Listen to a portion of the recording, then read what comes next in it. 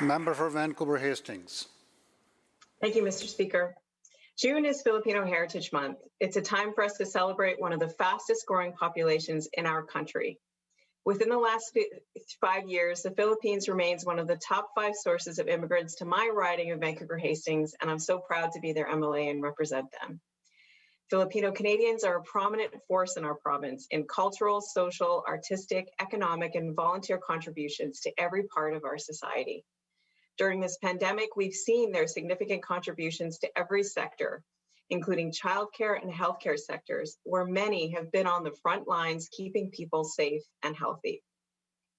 I want to thank all those frontline workers for all they have done to help us through this pandemic.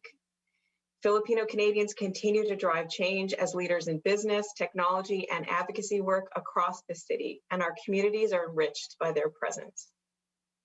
Unfortunately, Filipino Canadians have been on the receiving end of senseless acts of hate crimes that are on the rise in this city.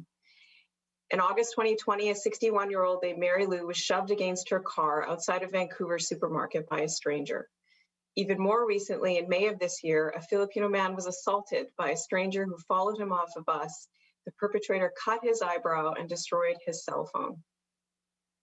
We must all stand in solidarity against these crimes. Nobody should feel unwelcome or unheard in BC or fear the threat of violence because of who they are.